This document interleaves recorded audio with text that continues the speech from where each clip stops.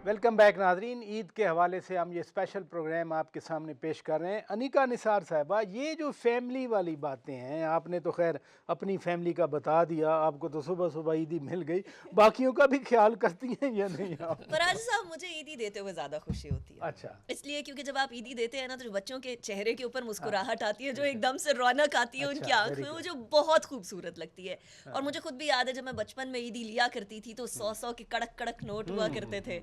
और वो जो नोट थे वो फिर बचा बचा के रखना, उनको खर्च ना करना। मेरी ईदी मेरी वालिदा की तरफ नहीं ये जाती जो थी। यार्ड स्टिक है 100 से अब कहाँ तक पहुंचा है अब तो 5,000 से कम को बात ही नहीं होती फराज वैसे साहब। अब तो 100 वाली बात बड़ी अब 100 पुरानी वाली लगती है। बात, तब भी 100 वाले बड़े नोट समझे हाँ जाते हाँ थे, हाँ 20 के हाँ नोट भी हाँ मिलते थे, हाँ, 10 के नोट भी कमाल है। मिलते थे। हाँ, लेकिन हमने तो कॉइन वाली एज गुजारी है। हम चवनिया तो अठन्निया, एग्जैक्टली। उस टाइम पे तो एक अठन्नी के जो है वो हाँ, टॉफी आ जाया करती थी। ऐसे अब ही तो ऐसे। 5 रुपए की एक टॉफी आती हाँ है। चार हाँ आने की टॉफी याद है मुझे। हाँ हाँ, हाँ, ऐसे ही 4 आने की रुपए की 4 टॉफियां आती थी।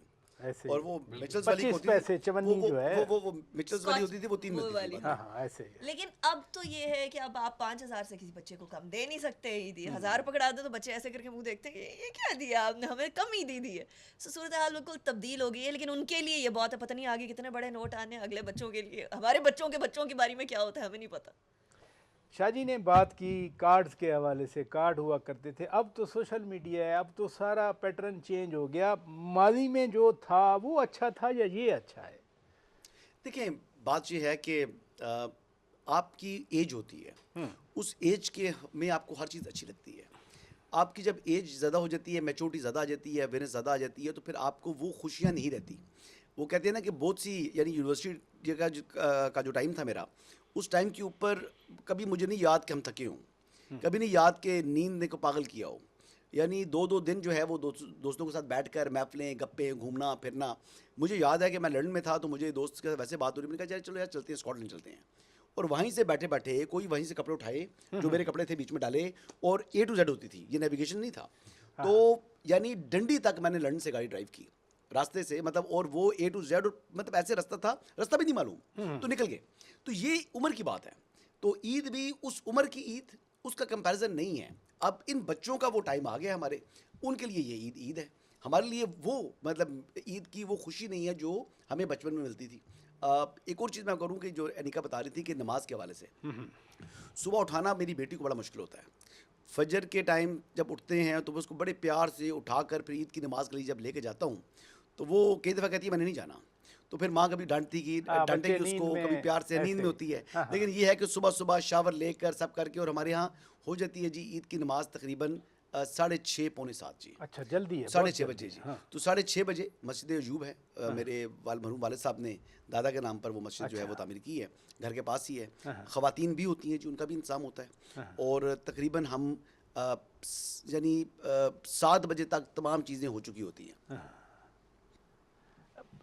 करंट अफेयर एंकर के तौर पे, यानी सारा दिन हम अनकॉन्शियसली भी इवेंट्स के साथ जुड़े होते हैं। अगर थोड़ी देर हम इधर उधर हो जाएं फिर भी देखते हैं कि क्या हो रहा है।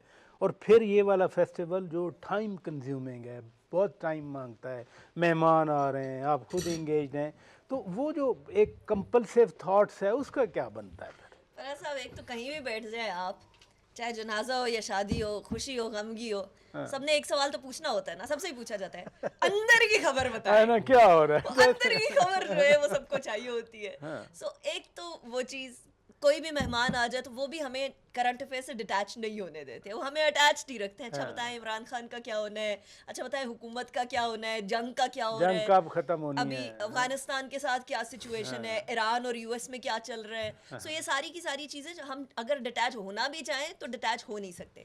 प्लस ये फील्ड इतनी एडिक्टिव है कि इससे आप अनकॉन्शियसली और कॉन्शियसली जुड़े रहते ही हैं, और उसी के अंदर मजा है, क्योंकि ये नौकरी नहीं है, ये लाइफस्टाइल है। ये पैशन है अगर आप बेसिकली इस ना। लाइफस्टाइल को कंटिन्यू नहीं कर सकते तो फिर तो ये बहुत स्ट्रेसफुल जॉब अंदर अगर पैशन नहीं है जर्नलिज्म का, फिर तो यू फिर कैन नहीं आप नॉट चल लिव इन सकते। दिस फिर प्रोफेशन, नहीं, यू फिर कैन आप नॉट साल स्टे। चलेंगे, 2 साल, 5 साल चले, ऐसे इससे ही, ज्यादा ऐसे आप नहीं चल ही, सकते। ऐसे नहीं चल तो हम सकते। लोग जो दहाइयां गुजार चुके हैं इस फील्ड के अंदर, वो रच बस गए हैं, ये फील्ड वो हम में रच बस गई है। अंदर की खबर की बात कर रही हैं आप, तो हमेशा अंदर की खबर लेके आते हैं, लेकिन फिर भी ईद तो ईद होती है, बहुत सारे लोग आ गए, बहुत सारे लोगों से मिलना है, किसी ने कॉल कर दी, को मिलने के लिए आ गया, किसी पुराने दोस्त से आप मिलने चले गए, लेकिन मैं जो बात जानना चाह रहा हूँ कि अंदर का जर्नलिस्ट तो उसी तरह ही बेताब हर वक्त इन सैचुरेटेड जर्नलिस्ट बैठा हुआ है।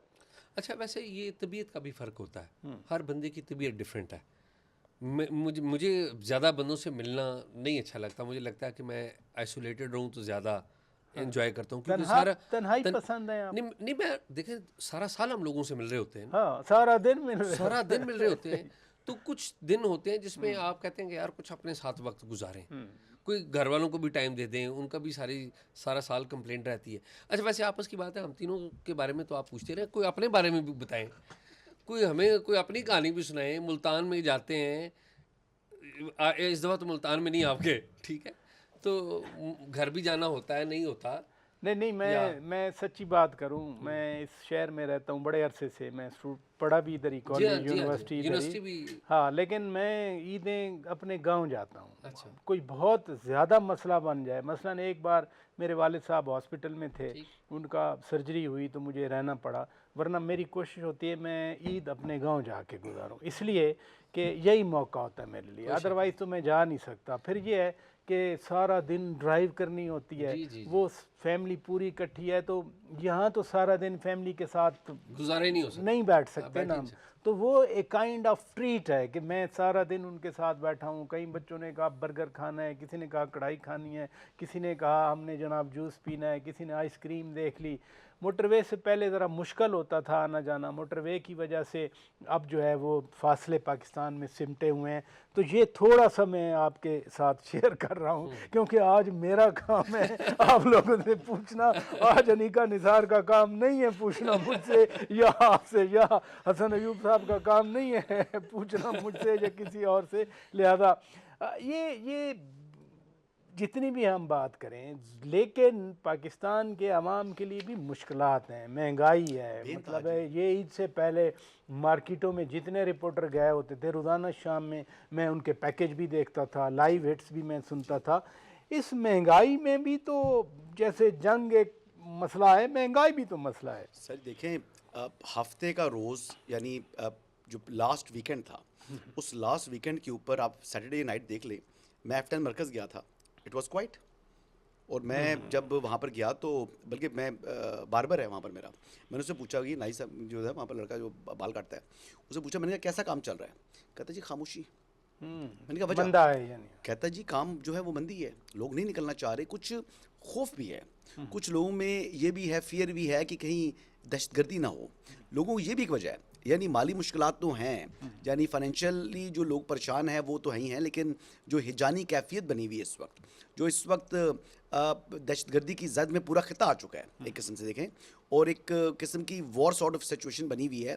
पहले तो हम अकेले थे, अब तो हमारे नेबर्स भी देख लें, अफगानिस्तान को देख लें, ईरान को देख लें, आगे मिडल ईस्ट पूरा देख लें, तो पूरा का पूरा खिता इस तरह इस जो है वो इसकी लपेट में आ चुका है। तो ये सिचुएशन लोगों के ऊपर ज़हनी दबाव का भी जो है ये बाइस बन रही है। लेकिन बात ये है जी कि ये चीज़ें वक्त गुजर जाएगा, ये वक्त गुजर जाएगा, लेकिन देखना ये है कि हम इस क्राइसिस में से क्या अचीव करते हैं। पोस्ट अगर ईद हम बात करें तो पाकिस्तान के लिए एक विंडो और एक अपॉर्चुनिटी खुली है। मेरी दुआ है कि अल्लाह ताला हम इस चीज़ को जो है अच्छी तरीके से कैपिटलाइज कर सकें और पाकिस्तान मुआशी तौर के ऊपर भी मुस्तहकम हो सके। एक यानी मुआशी पाकिस्तान के लिए एक विंडो खुली है जो अब हम जो है वो कैप्चर कर सकते हैं, नहीं कर सकते, ये सवाल अब हमारी अपनी अहलियत के ऊपर है।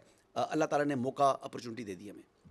चलें नाज़रीन, यहाँ ब्रेक लेते हैं, ब्रेक के बाद अपनी गुफ्तगू को आगे बढ़ाएंगे। Stay with us.